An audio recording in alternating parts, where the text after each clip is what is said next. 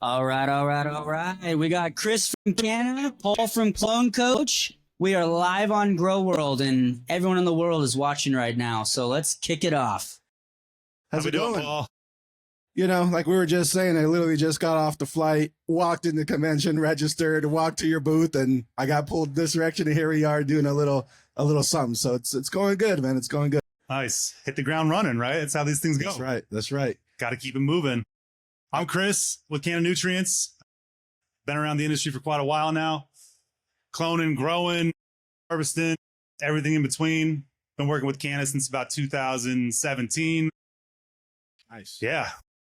I'm Paul, Clone Coach. Been cutting, plugging, selling clones since 2015. And I help growers all around the world make the best clones ever with my SOPs. Yeah, man. We were just having a great conversation over at the Canna booth talking about some of our new products. Those plugs caught my eye. Yeah, the new coco plugs, man, coming out this year. Next year, Q1, we're dropping them. Fantastic products. I've been beta testing them for the last year. Nice. Having insane results, especially when I'm soaking them in our Canna Start product. That 1-2 combo is unbeatable. Canna from the very start, we like to say. You know, I think we got to remind ourselves there's 3 points we want to focus on here: the quality, consistency, and simplicity. And I think those things just surround the nursery space, engulf it almost, right? Yeah. And Canna's how I started my journey cloning. The first clones I ever took, the first mother plants I ever had, I grew with Canna Nutrients. And with the growth I saw from there, I was hooked, and it kicked off the journey to where I am today. So shout out to Canna. Yeah, man, we appreciate that. You know, it's funny, like we were just talking before this. If I had a nickel for every time I heard somebody say, "Oh man, I started growing with Canna way back in the day. It was the first thing I used." Yep. My reply to everybody is, "Come on back. We're still here, man. Quality proves itself. Come on now." I think it's because every grower likes to try different things. I think it's just kind of our nature. Yeah. So I think it's normal to try this brand, that product, this product, and kind of see for yourself. Because I think we have this kind of curiosity mindset too, at least for myself. You know what I mean? In this industry too, you know. But you know, it's always good to know where you have that proven recipe. I was at a nursery that was using a different brand of nutrients, and I took over the nursery. The irrigation room, mixing the stock tanks, it was just a mess, and the plants were suffering, and there was just inconsistencies, there's fallout, there's issues. And I was like, look, I'm just gonna go back to what I know. Yep. And I could guarantee results. Yep. And I ordered a crap ton of Canna. Oh my God. and plugged them in, you know, and it was just tried and true. Tried and true, you know. You know, I had a benefit starting in this industry a long time ago, working at a hydro store in Colorado. And when you work at stores like that and you get samples dropped on you left and right every day, right, you get the benefit of trying everything, right? And what we learned is that all the Frankenstein recipes, all of the copycat recipes out there, people saying it's this, it's that, it's whatever, those were always stable baselines for Canna. We never felt the need to advertise those because it should be pH perfect. It should be pharmaceutical grade nutrients. It should be clean success. Yeah. And, that's quality, right? That's quality, man. Quality has always been associated with Canna. Yeah. I don't think there's any doubt there. Like if you want quality, you're gonna, like, you know, it's associated there. And it's our mantra, you know, like to grow the cleanest, simplest, most consistent medicine possible. That's all we're really looking for, is the highest quality, no matter what it takes, you know. And there's all sorts of preconceived notions out there about cost and pricing and this and that. At the end of the day, we have solutions for everybody's scale of gardening, designed for the hobbyist, but scalable all the way up to big ag. Because if you're successful in a hobby level, you're going to have a long journey. You're going to end up going from 1 light to 2 lights to 4 lights to 8 lights. You know, you're going to grow exponentially, and you want someone along the way, along your journey with you. Especially an SOP program, you know? Yeah. If you don't know how to clone, we got a guy. We'll teach you the right thing. Got a guy. Yeah. You know, it's funny, when I made those SOPs, when I was starting my cloning journey, right, I scoured the internet, every book, everything available. Probably one of the reasons why I started with Canna, right? Just tried and true. It's been in the industry forever. But I made those SOPs for myself when I started my journey, you know, because that wasn't available. I had nobody was focusing on clone production at a higher scale. It was mostly hobby stuff. And I wrote the SOPs for me 10 years ago, so that people today, if they want to start a nursery journey, these SOPs are for you. That's awesome. And are your SOPs available through the Clone Coach website and all your platforms? Coach.com. Yeah. It's digital SOPs, couple languages available. Dope, man. Anywhere in the world. We got people from Thailand, Europe, Germany, all over. Now, man, we know and they're getting results. That's what's important. That undeniable results. That consistency. That's what the nursery space thrives on, is consistency. It's easy to clone or get a clone to root. What's difficult is to do the same thing 10,000 times and not have any deviations. Yeah. That's what's difficult. The consistency there. And that's one of the biggest parts. Let me ask you, when you're messing with your moms and whatnot, do you have any foliar spray recommendations for your people out there before you take cuts? I don't want to get too far into your proprietary SOPs or anything, but I see the foliar sprays. It's two-pronged. They're an IPM approach, right? Yeah. So you're preventing or treating pests or pathogens, right? And the other one's supplements, treats. It's like if our own body, we take supplements, we take vitamins, we take probiotics, but things that make us a little bit healthier. That's not a piece of meat or a potato, right? Sure. Not the macro stuff. Sure. Not even micro nutrients, but just like supplemental. Yeah, nutrients. even like baby vitamins is a great example. Yeah. We talk. The reason I'm asking is one of my things as a grower. When I do clones, especially using all of our products, I love spraying rhizotonic on my mothers before I take the cuts. Packing that plant full of amino acids and micronutrients not only helps the clones get off to a hot start, but it helps your mother be a little more resilient to all the stress and shock that comes from cutting it up. And to answer your question, yeah, absolutely. Foliar spray my mother stock multiple times a week. Yeah. And especially before a cutting session. Yeah. I just like to keep my mother plants at optimal health at all times, and even it might sound a little complicated, but actually it's pretty simple. Maintaining mother stock is just there's simplicity to it, right? But foliar spraying and keeping them happy, keeping them green, keeping them praying, it's part of the program for sure. You got to keep them healthy from the very start, Oh yeah. One of the things I was talking about a few minutes ago, one of our favorite products is Canna Start. It's a micronutrient baby food essentially, and I'll soak my plugs in it. Our new coco plugs, fantastic product. If you guys out there in the grow world haven't found them yet, it's because we haven't dropped them, but they're here at the trade show. So you can come by. We have a QR code on the website and here at the booth. Go down there, click CannaNutrients.com, hit the QR code. You can sign up for a trial run of our new coco plugs. They're one of the first coco plugs that isn't wrapped in fabric. It's also not a peat-based product, so it will break down. It will fully integrate into your coco pot or pre-fill bag or anything like that. Soaking those babies in the Canna Start product before you even throw your plugs in there. I was telling you over at the booth, I was getting goosebumps because I've been cloning for a long time now, 15, 20 years. And I haven't had clones that are not just popping in 7 days, but actually growing new leaf sets inside the dome where you're like, whoa, I got to keep up with the growth rate here. I love it. And it just blows my mind how if you use the right products from the very start, you set your grow up exponentially to be even better down the line. 100%. There's a few things that you touched on, and I want to, reiterate is the lack of peat in the plug eliminates the trichoderma buildup, which most people will experience on a pre-moistened cocoa peat-based plug. They'll get that white film. They'll get that white fuzz. They'll get the trichoderma. That's something you either got to suppress, or some people are even boiling their plugs to just kind of kill off. Just more steps, man. It just sounds like that's less simple, right? I want to make it more simple for everybody. Yeah, you're right. We want to eliminate steps, right? Right? Simple. And so what are your thoughts on the difference or the importance of the micro versus macro nutrients in propagation? Because you're saying the start has more micro focus. Yeah, it's more of a micronutrient package designed specifically for the plant's needs at that growth stage. So a lot of us, going back, as long as I've been growing for a long time, it's like, okay, I'm going to cut down my base nutrients in half, throw them in, let them soak in there, all the food. Yeah, or at least suffocate them with humidity and moisture. And it just doesn't work that way. Because we were talking about, a baby doesn't need the same food that an adult needs. And when you're looking at plants, you can look at it the same way. If we can feed them the appropriate micronutrients, the building blocks of their foundation, you do it the right way from the start and everything will work out better down the line. Macronutrients, the ratios are very important, obviously, to different growth phases.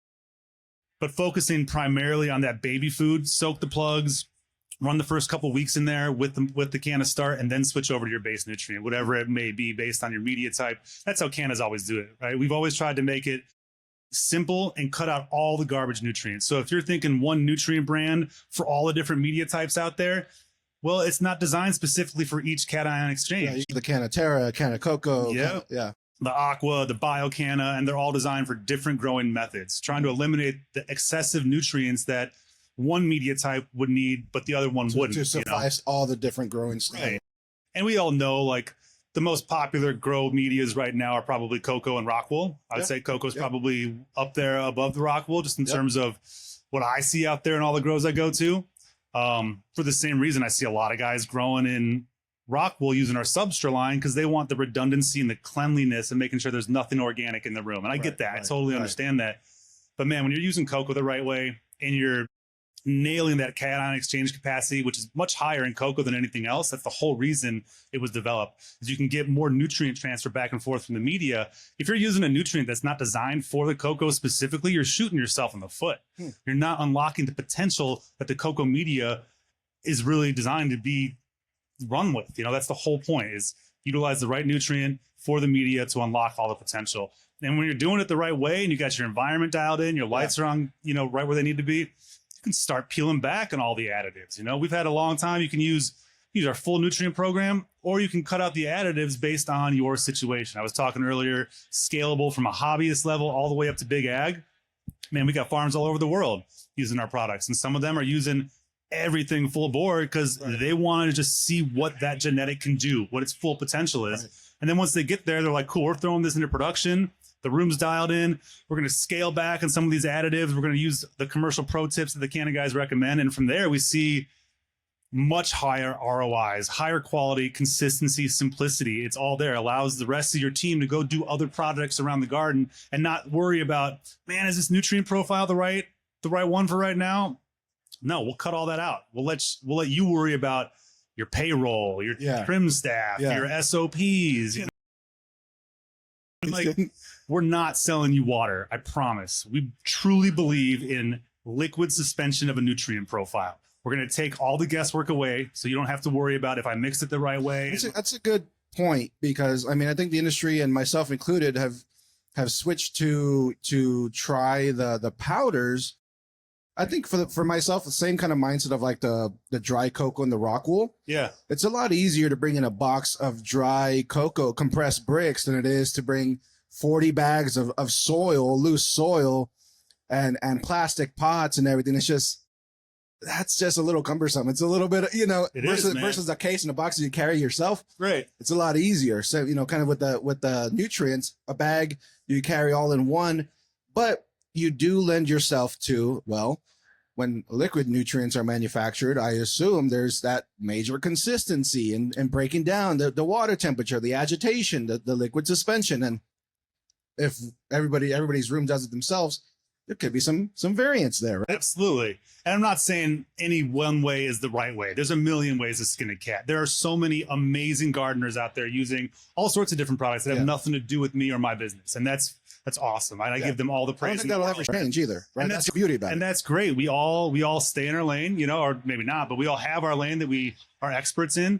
And I truly believe in the consistency of Canna. We've been around 30 years, and I think you can ask anybody using Canna.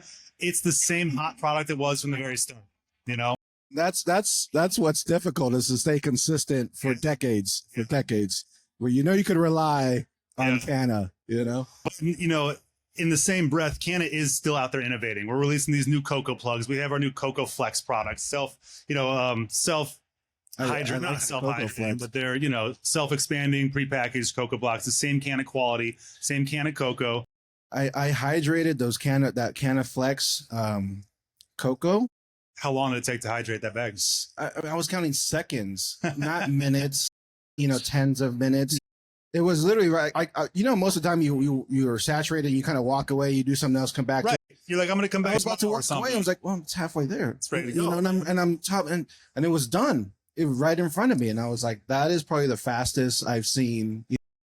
And not only that, when I put my hand through it, I was like, oh, there's probably going to be some dry spots, maybe some chunks, maybe some that didn't get saturated or hydrated, and it was just all loose, consistent. Man, I love hearing that. Yeah, and I was kind of shocked because it's not what I've seen with other products, and I was like, what? And then the how fine it was. It was just consistent, fine, and I was like, this is where it's at. It's very intentional. I love hearing that from you, dude. That's great to hear. Because you know me, I work for Canna. I'm going to be biased. That's just the name of the game. I've been using it for a long time. And now we have these new products, the Coco Flex and the new Coco High Concentrate Liquid Nutrient, which is our commercial solution to addressing what we were just talking about before, right? People want a cheaper cost per mixed gallon. Okay, we got you. People want to handle the product less. Okay, we got you. People want less labor time when they're packing cocoa pots. Okay, we got you. Yeah. You know, we're not going anywhere. Canna's here for the long haul. We have been. And at the end of the day, we're trying to innovate to make everyone's lives, going back to it, more simple, more consistent, and as clean as possible. Yeah. That's really what we want. I love it. I love it.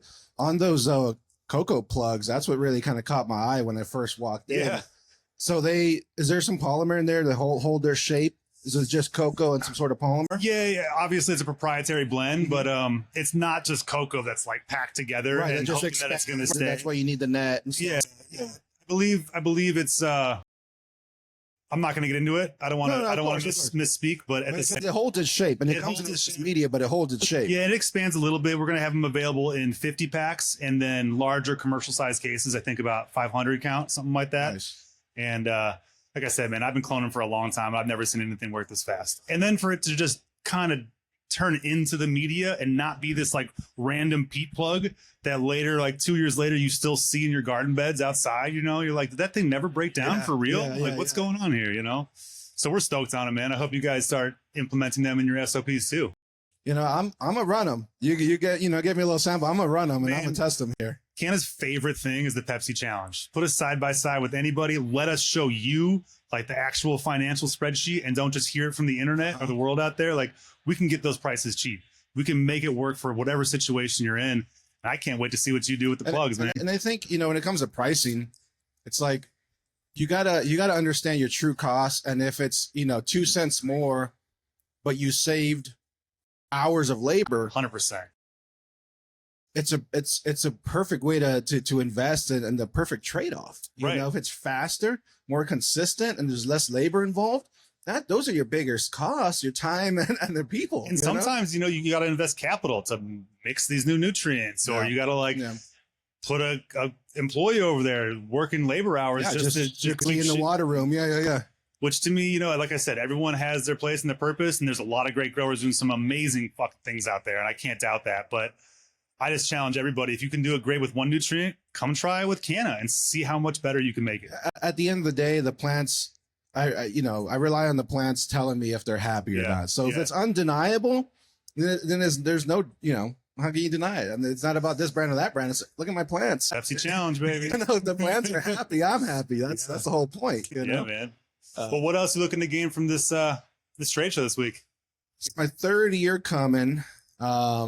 So I've only been coming a couple, not too long, but kind of since Clone Coach kicked off, but just networking, meeting the brands face to face, doing these interviews, creating the content, right? Shout out to Nick and Grow World and the Connect team out here for bringing this on. I mean, I think that's what this event's all about, is just, if you're in the event, you're making moves in this industry, you got to be here to some degree. You have to 100%. Even if it's just one day, that's all you can make, or that's all you could get away from the garden, right? For a lot of us, that's the case, I flew in this morning, right? Because I got limited time, right? I could be away, and I'm flying out Friday night because I got to get back to, got to get back to the girls. Burn, man. That's how we do it. So that's how life is for a cultivator, nursery operator. It's awesome, man. Yeah.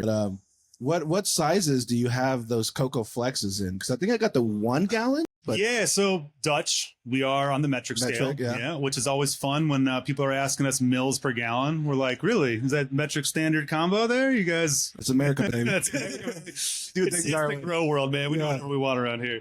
Because it's more challenging and we're able to do math that way. I don't even know it's confusing. We've got them available in the 4 liter, which is quote unquote 1 gallon.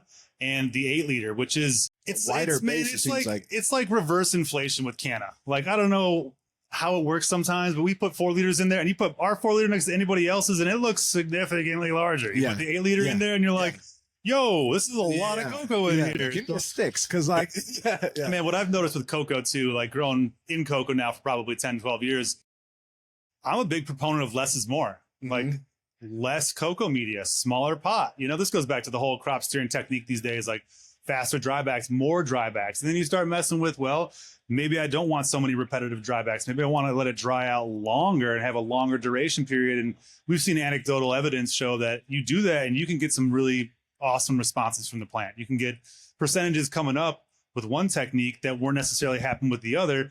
But I know when it comes to the yield game, less is more with cocoa. The more waterings you can get, the more reps you can get, the bigger those flowers are going to get.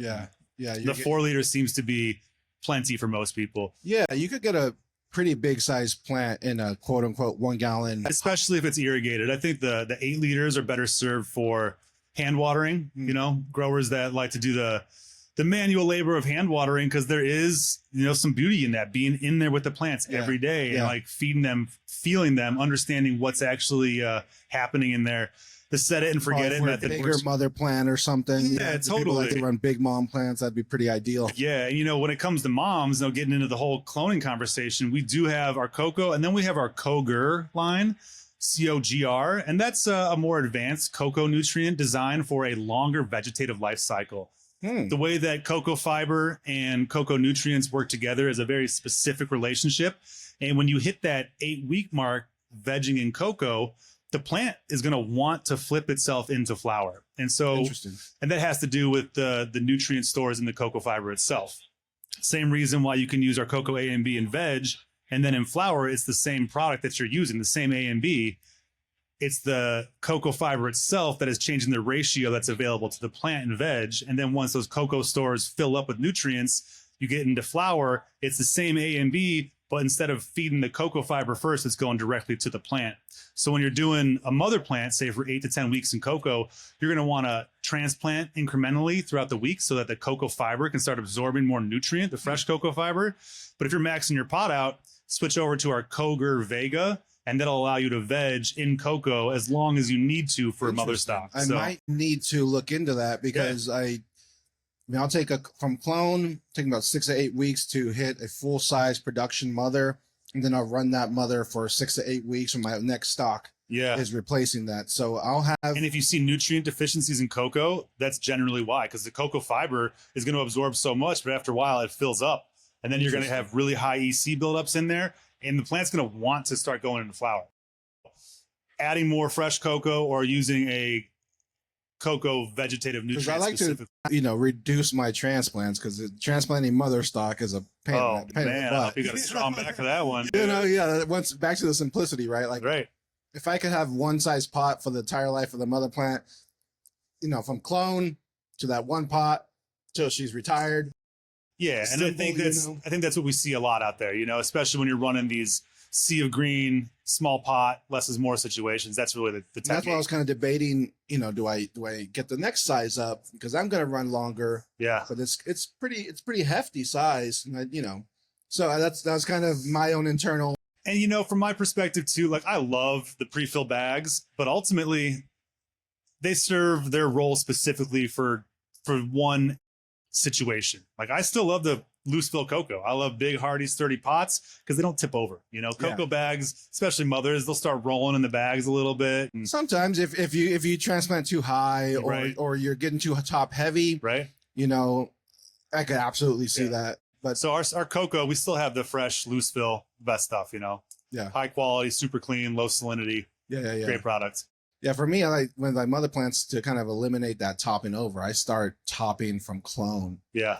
So, you know, once a plant's kind of full size already at the base, that first foot of growth, it should look like a bunch of stems everywhere. Right. Versus just one stem. And then it starts to the Christmas tree technique. Yeah. You start topping. That's also specific to genetics. You know, some genetics obviously react really well to topping, and others are like stressed and stunted and kind of lose their momentum going into flower. So for me, I don't know. Sometimes, like, if it's the genetics get stressed out or something, like, we just got to beef them up. Right. You know what I mean? We got to beef them up. We got to make sure they're getting all their vitamins, Right. getting all their food, We'll shot in in the the right arm, environment. You know what I mean? Make sure they're performing. You know, because in my head, I'm like, one little topping shouldn't be enough to trigger stress for the plant. Sure. You know what I mean? To a certain degree, we're like, oh, here, you know, that we're going to top again, right? For me, I'm like, no, we got to top.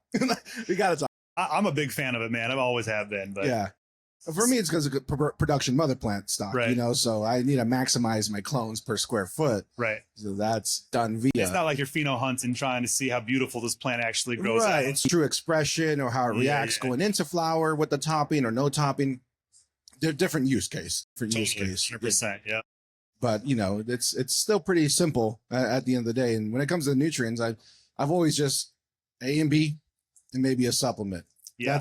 That's my nutrient recipe since the beginning. It's always been my A and B, and that's about it. And that's really, I mean, it's really all you need, man. Like a good plant system and a base nutrient should be all you need. Throw on a second or a third or fourth doser, maybe for like one additive for different growth stages. If you want to give it the commercial shot in the arm, and throw some enzymes in there if you're trying to really clean out the root zone or any of those reasons. So we usually tell our customers like 3 to 4 dosers is all you need to run Canna start to finish. And you can just pull those additives as you need if you even want to mess with them. Touch on those enzymes real quick, because to be honest, I've been a little bit of I haven't given enough of a trial. Yeah. But I've been a little bit of a, not skeptic, maybe it's too much of the word, but no, but I get it. Yeah, you don't really see the action in the plant. What's really happening? Because I look at active ingredients and I'm like, well, what's really happening? What's the breakdown of the root zones and stuff like that? So do you mind elaborating? Oh, I'd love to, man. That's what we're here for. So our product Canazime is been around for a very long time, right? Yeah. And when I was working at the hydro stores, we had Canazime, Hygrozyme, Sensizyme, a couple different zymes together. And the truth of the matter is they're not all doing the same thing. Enzymes all have different functions, and Canazime is 11 different enzymes, the primary one being cellulate. Cellulate attacks cellulose and turns it into beneficials for your plant. So the whole purpose of Canazime is to clean your root zone so that your roots are 100% efficient in absorbing nutrients. If they're bound by decaying root matter, or they're bound by overwatering, you get some root rot or anything like that, that's where Canazime really helps to clean your root zone, turning the decaying root matter into beneficials back for your plant, strengthening the health of the root zone itself. You can use it alongside something like Hygrozyme or these other enzymes that are designed more to connect the rhizosphere through the enzymatic connections and allowing nutrient passage through that.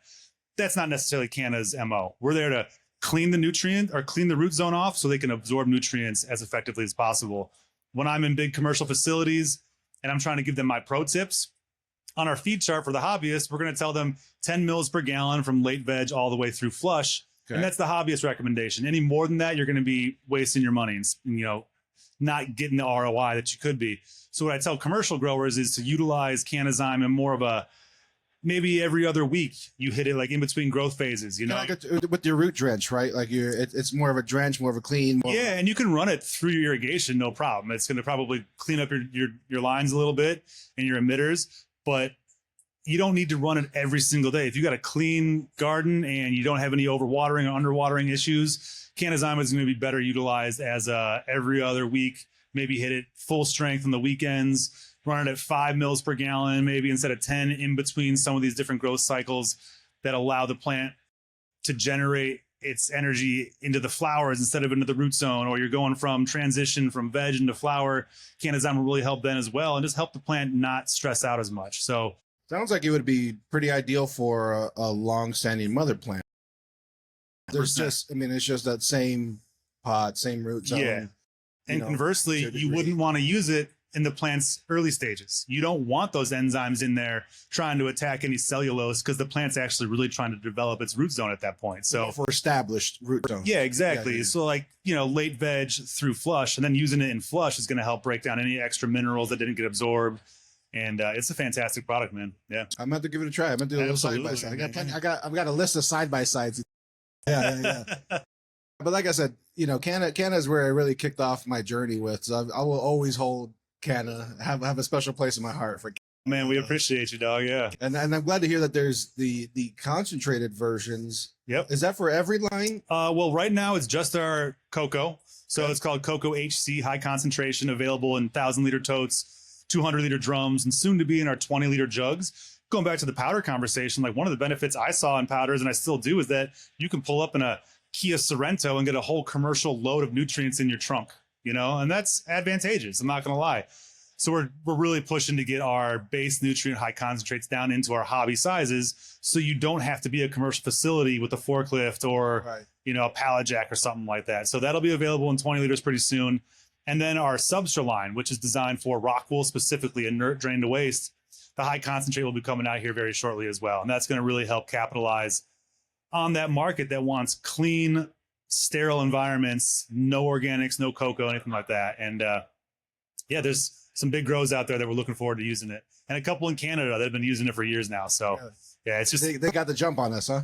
Yeah, it's different registrations, you know, different hoops to jump through, different marketplaces entirely. But yeah, those boys from Canada, our team internationally is fantastic, and our Canadian team, which is here with us this week at the booth, we got some really beautiful grows in their own facilities up there that, you know, we can elaborate on more in person, have those conversations one-on-one over there. What kind of dose rates is a high concentration? It's a half a concentration. It's a double, so you're using half strength. So what would have been 10 mils per gallon for cocoa A and B is now 5 mils per gallon.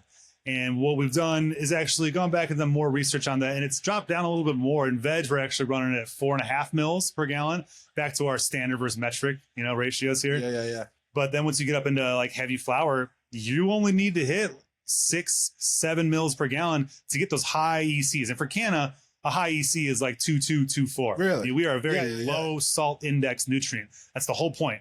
Low salt index, high flavor profiles. And so when you're running an EC of 2.4 and your plants are praying all the way to the finish line, you know you're doing something right. Yeah, because I'm running no droopy leaf. Yeah. I'm running 3.0, and I think when I made the switch to LEDs is where I noticed the biggest need to increase my EC, because 2.2 and 2.0 wasn't working anymore. Especially if you're running like a high VPD and you got your whole environment locked in. Yeah, you definitely got to get those ECs up quite a bit. When I used to run in my early days metal halides or ceramic metal halides, I'd be at 1.8, 2.0 with great results. Right. You know, no deficiencies or anything. Switch that over to LEDs, just change the light out, and I was like, oh my God. You know, what a difference. And so I'm like, I can't go less than 2.5 when I'm doing LEDs. Like, and I think, you know, that's the situation with a lot of nutrient brands out there. With Canna, we were at like 1.8 was our max under HPS for a long time, maybe 2.0. But now under the LEDs, we're seeing that 2.2, 2.4. Yeah, you know, there is a need for a little bit increase. For sure. Yeah, absolutely. And I think just with everyone's understanding of gardening and cultivating, that you start to get into all the different variables that come into your environment. And running hotter temps and higher ECs has really pushed the boundaries on what's possible these days, you know? Yeah. We were talking about earlier before we got on camera how you started off back in the day with a certain group of people that were hitting, you know, X amount of light or whatever. And a lot of that information was coming from HPS gardening. Right. You know? Oh, yeah, 100%. And it's totally shifted in the last, 6-8 years maybe, as LEDs really taken on. And man, I love it. I can't speak highly enough about LED. Now you got under canopies, changing the game again, drawing more transpiration, more EC. You just got to keep pumping them, man. Yeah. But you also hit a limit. When you're running high salt index nutrients, you got to pump those ECs way high. And with us, it's more about purity and quality and consistency. And we really like to flutter around that 2 to 2.4 just based on the genetics. Yeah, I love it. I mean, I'm gonna give it a shot. You know what I mean? I come over to the booth more. We'll talk more about all the nutrient. If anybody's here at the expo looking for us, we're over at 37006 over yonder. Can't miss us. We're right by the front door there. And we do have the Canna Cocoa Plug trials going on. So you come over there, scan the QR code. You can sign up to get on the trial program, and we'll get you guys all the information. I'm scanning. Yeah, man. Get on in the grow world too. Canna Nutrients. Check that box. Hit the QR code. Simple, clean, consistent, baby. That's what we do. Oh yeah. So what's maybe one of the biggest changes you've seen when one of your clients have, you know, made the switch over to Canna, either from before and they try something else and they come back, or is it that finished product just such a difference? Is the flavor? What's the biggest change you've seen? I think a lot of people like to leave the stress at the door. You know, they know that their nutrient package isn't going to be an issue for them at all. They know that their quality is going to be the highest possible. And they know that the flavor profile really comes through, especially when you start smashing it with our additives, the Boost in particular. The Boost is a product a lot of people are scared of. It does have a price tag on it, but there's nothing else in the industry like it. What's so unique about it? Boost does two things primarily. And this is getting into testy waters here, but it is a carbohydrate package, an oleosaccharide specifically. And then it also has a secondary proprietary element to it that I can talk about more in person.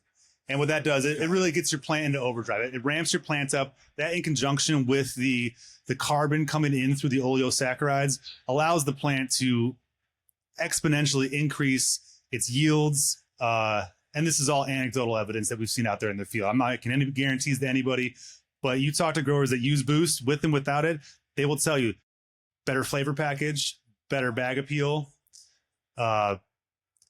In general, across the board, everything kind of levels up. But you got to be wise enough to know that you're investing in a product that's going to give back to you. So it does come as an ROI. And that's where using it as a, with our pro tips in mind is great. Like we were talking about the Canazime, you can run it 10 mils from veg all the way through flower. With the Boost, you could do the same thing. But what I like to tell people is hit it weeks 3 through 6. Hit it at maybe that kind of prime pumping. Yeah, that like heavy stacking, building flavor, really starting to push resin. That's where the Boost really comes into play the most. And does it have any good role in the vegetative state? You know, I have a lot of growers out there that like to use it as a foliar spray like the last week. A little extra, a little supplement. Yeah, it gets the plant going. And it, you know, one of the things it does is it turns on the defense mechanisms in the plant. It tricks the plant into thinking it's going, you know, it's dying. So the plant does everything it can to response or something like that. Exactly. Yeah. Doing that as a foliar spray in late veg really ramps up that transition period and hits the plants hit the ground running in flower. You can do your own like side by sides at home. Spray half of your late veg with Boost, and just watch the stalks in general just get thicker and thicker and stronger and bigger. And you can make your runts the new canopy crowns by the time you get into flower. Nice. So great application in veg. And then using it as we recommend through flower is fantastic. But come talk to us about the pro tips. Like I said, there are ways to utilize the products, tweak the knobs. It's like a DJ at a, you know, playing a show for somebody. It's like, you want a little bit louder over here? We can. You feel that? Yeah, no, it's a great product. But like I said, it is an additive. It is not part of the complete nutrient package. The base nutrients themselves are all you need. The additives are the cherry on top, the frosting on top. You know, like you can add extra things to your plant by using the additives, or you can reduce labor costs, or you can increase efficiencies here and there. And it's a matter of understanding those products, and that's what we're here for. So come check us out. We're over 37006 right now. Love it. Yeah, I'm going to do some trials on different foliar sprays during the first week of propagation, because I want to challenge my own assumptions and my own findings. Once again, always keep learning and keep the curiosity. That's right. I'm going to try a bunch of different foliar sprays for that first week to see how much I could get out of that first week. You know, like you said, in combination with the plugs and this and that. Yeah. But I must really play with that and really find my. We'll talk too, man. I'll get you a couple bottles of Rhizotonic to try out. That's like my favorite foliar spray in veg. Oh, yeah. I've definitely used it for years, man. If you guys aren't on that yet. That's what made me, when I turned that bottle around, it's like, all right, this ingredient, I can never pronounce that kelp, you know? But this is what I need for all of my plants. I'm always going to have it in rotation. Yeah, it's a proprietary kelp blend. It's like North Atlantic kelp, something like that. And it is fantastic, man. Yeah. Start to finish, man. Using Canna products the right way, you can't go wrong, dude. I love it. That's that quality, simplicity, consistency. Yeah. That's how the nursery game works. You got to have quality, consistency, simplicity. Let me ask you, when you're cloning, man, you're obviously vegging under LEDs as well, right? No, I am. Yep. Yeah. Yep. What do you got? What lights are you using for your veg? Right now, I'm running the Growers Choice FV 350s. They're 5K spectrum. They actually have the 4-foot width, so it covers my whole canopy. Nice. And it's only 350 watts. Anything above that 400 watt mark for mother plants, I think it's excessive. Yeah. And I actually have that toned down to about 60%. So I'm running like 220 watts. Yeah. For a 4x4 set of 9 moms. And I'm cutting 120, 150 clones a week off of those. 30 clones. And what light schedule do you keep them on? 18.6. 18.6. That seems to be very appropriate for the cloning Save a little power. Yeah. Yeah.